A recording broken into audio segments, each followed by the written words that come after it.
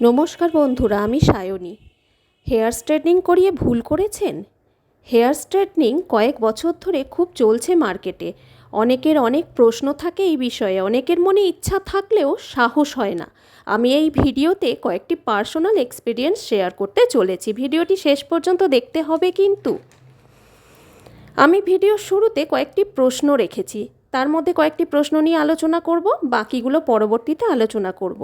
আমি কোনো beauty প্রোডাক্টও use করি না, অনলি অ্যালোভেরা জেল এবং কখনো কখনো সানস্ক্রিন ইউজ করি। খুব ঘরোয়া ফেস ওয়াশ না থাকলেও সাবানও মুখে দিয়ে দিই।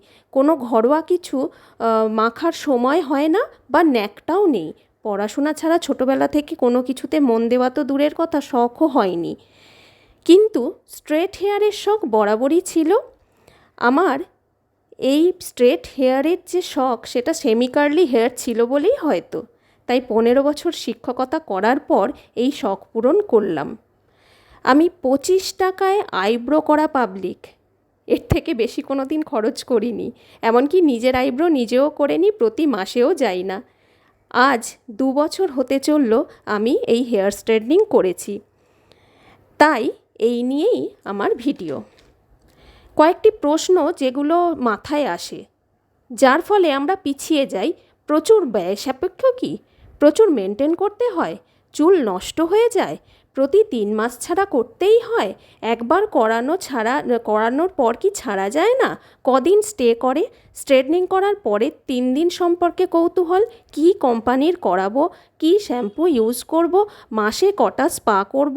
কি হেয়ার মাস্ক ইউজ করব? কি সিরাম ইউজ করব? কোথায় করাবো? এই ভিডিওতে আমি যেগুলো নিয়ে আলোচনা করব, এতগুলো প্রশ্ন তো আলোচনা করা সম্ভব হবে না। প্রচুর ব্যয়বহুল, চুল নষ্ট হয়ে যায়, প্রতি মাসে করাতে হয়, প্রতি 3 মাস ছাড়া কি করাতে হয়, কদিন স্টে করে, কোথায় করাবো, একবার করালে কি ছাড়া যায় না? প্রথম প্রশ্ন, প্রচুর ব্যয়বহুল। কোথায় করাবো? অনেকেই আপনাকে বলবে মিড ব্যাক লেন্থ 1000 টাকা 1500 টাকায় করিয়ে দেবে। আমার একান্ত ব্যক্তিগত মতামত, এইসব ফাঁদে পা না দেওয়াই ভালো। তবে আমার 10,000 15,000 এটাও টু মাচ মনে হয়। যেখানেই করান সেখান থেকে অনেকে করিয়েছে এবং তাদের দীর্ঘ কয়েক বছর চুলের হিস্ট্রি জেনে বুঝে করানোই ভালো। এটা কিন্তু ফার্স্ট এবং ফাইনাল ডিসিশন নিজের চুল ঠিক রাখার। কোথায় করাবো? যেখানে আপনার চেনা জানা, আপনি নিজে যান, পরিচিত কয়েকজন করিয়েছে এবং সে কিভাবে মেনটেন করছে বেশ কিছু বছর দেখে তারপর সেখান থেকে করানোই ভালো, নতুন জায়গায় না যাওয়াই ভালো। কদিন স্টে করে ও প্রতিদিন বা 3 মাস ছাড়া কি হেয়ার কেয়ার করাতে হয়, স্পা করাতে হয়? আমি করিয়েছিলাম 5/10/2023, আজকে মে মাস 2025। আমার এখনও 30% ঠিক আছে। আমি ছবি দেব ভিডিওতে, দেখে নেবেন। 1 ইয়ার আমার 75% পর্যন্ত ঠিক ছিল। একদমই ভালো জায়গা থেকে করালে, আমি যেভাবে রেখেছি সেটা ফলো করলে আশা করা যায় ঠিক থাকবে। তবে হ্যাঁ, অবশ্যই এটা ম্যান টু ম্যান ভ্যারি করে। আমার ভালো আছে মানে আরেকজনেরও যে ভালো থাকবে এমনটা একদমই না। আমার চুলে এটা ওয়ার্কস করেছে, কিন্তু কারোর চুলে আবার খারাপ হতেও পারে। তবে প্রতি 3 মাস ছাড়া করাতে হয়, এটা একদমই মিথ্যা কথা। একবার করালে ছাড়া যায় না, একদমই না। আমার মনে হয় যে আমার মনের মধ্যে যে দ্বন্দ্ব ছিল সেই নিয়ে আমি বারবার, আমি যাকে দেখে করিয়েছি, আমার পাশের বাড়ির বোন দীপা, তাকে দেখে আমি করিয়েছি, এবং যে দিদি চন্দ্রানীদির কাছে করিয়েছি তার কাছে যে কয়েকবার কয়েকশো প্রশ্ন করেছি তার ঠিক নেই। আমি অনেক ভেবেচিন্তে তারপরেই শখ পূরণ করিয়েছি। আমি কোথায় করিয়েছিলাম? আমি রেশমি বিউটি পার্লারে করিয়েছি, যেটা বেলঘরিয়াতে, যেখান থেকে আমার ওই বোন দীপা 8 বার করিয়েছে এবং চুল ঠিক আছে দেখে তবেই আমি করিয়েছি।